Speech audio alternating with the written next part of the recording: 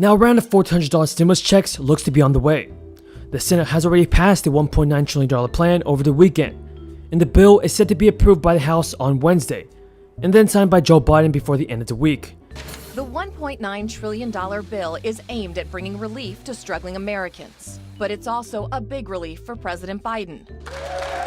The first major legislation of his presidency, it faced opposition from Republicans who said it was too expensive. This was a liberal wish list of liberal spending, just basically filled with pork. It didn't need to be this way. And disappointed some Democrats who said it didn't go far enough.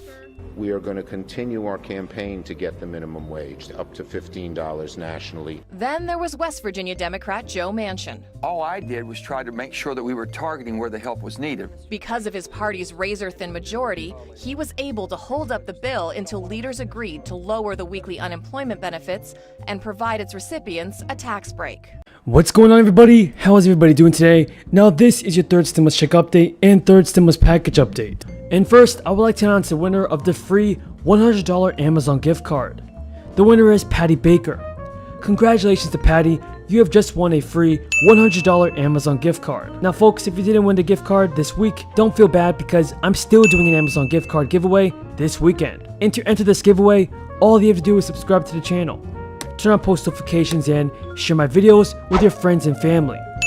Now folks, I just hope our politicians in Congress just send out those $1,400 stimulus checks. The great American people need help. In addition, I think there should be a fourth stimulus check. If you guys agree with my message, then leave a comment down below saying I agree. Rule for 20 days to make sure only employers with 20 or fewer employees could qualify for PPP. And the reason for that was 400,000 small businesses went out of business. They got in line, but they couldn't get the help.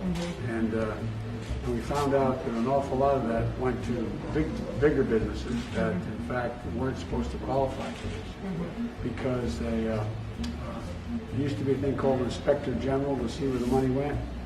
And the last administration fired the Inspector General, so a lot of the money went to people who shouldn't have gotten the help, and it didn't go to folks who but you know, the significant with this new program, and we're going to continue this, by the way.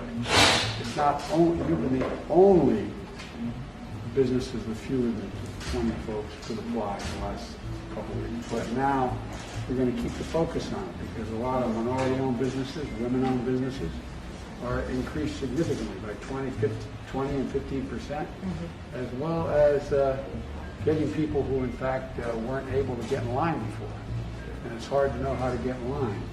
And so I hope this is going to continue to increase because we're also at a point where I think we're going to begin to gain control of the fires. We appreciate your leadership. And what this bill does is take away their freedom, making unions bigger and the individual freedom smaller. There are too many harmful provisions to list in this bill, so I'll highlight some of the more egregious ones. It overturns 27 states' right-to-work laws. It eliminates employees' rights to a secret ballot. Allows unions to boycott and picket nearly every business in America, whether they're subject to a union vote or not.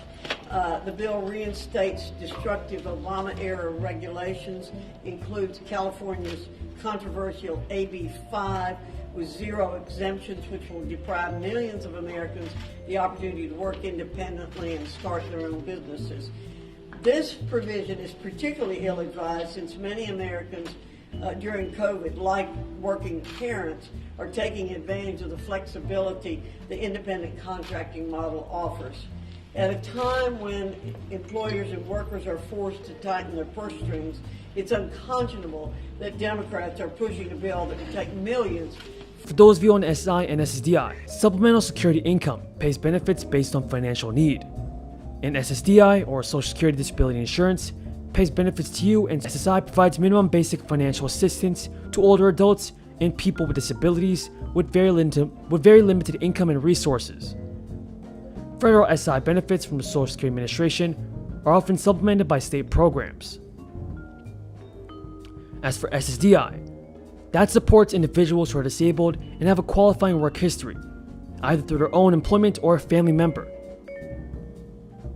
You can apply for SI or SDI online. Direct payments will be subject to new income requirements, but also provide larger payouts for some dependents. The Treasury Department and the IRS will probably start quickly issuing the next round of payments shortly afterwards. Under the Senate version of the bill, 158.5 million households are going to receive direct payments. That's 98% of the households who received them in December. Around $450 billion of Biden's American Rescue Plan is earmarked to go directly to Americans' wallets. This round of stimulus checks will be $1,400 per eligible individual, plus a $1,400 bonus per dependent. Under the latest amended bill, a single filer making up to $75,000 will receive the full payment, while those earning up to $80,000 will get a reduced amount.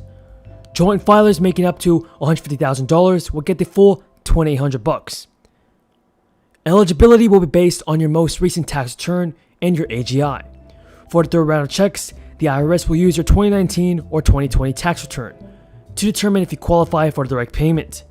Social Security beneficiaries, disability insurance beneficiaries, SSI recipients, and Railroad Retirement Board beneficiaries are all eligible to receive the payment, even if they did not file taxes in 2019 or 2020. Eligible taxpayers use the IRS non-filer tool. For the first round of the checks, will be treated as providing returns and will also receive payments. Additionally, Americans who qualify for the stimulus payment and have dependents will get an additional $1,400 per dependent. Now, the bonus can be claimed for college students, disabled adults, and other adults who are dependents. Previously, parents or guardians could only claim the bonus for child dependents under age 17, but that is no longer the case. Those with a Social Security number and those who are not U.S. citizens are not eligible for direct payment, but married taxpayers who file jointly or one spouse has a Social Security number and the other does not will get one $1,400 payment, in addition to $1,400 for any child with a Social Security number. The IRS will use the direct deposit information that you provided from the taxes that you filed in 2019 or 2020. You may be able to use the IRS non-filer's tool to provide your information, just like the first round. Now, there is the issue that the IRS is smack in the middle of tax season, but experts say the IRS has had time to prepare for the next round of checks, so this may or may not be an issue. Some households could experience delays in getting that money. A group of customers of a variety of tax firms, including Jackson Hewitt, H&R Block, and TurboTax, faced issues during the first stimulus rollout and again during the second rollout. Many of those upset customers had taken out refund advances or agreed to have their tax preparation fees taken out of the tax refunds. U.S. residents with a Social Security number can qualify for a stimulus check, though certain people who did not file taxes recently may still receive a payment.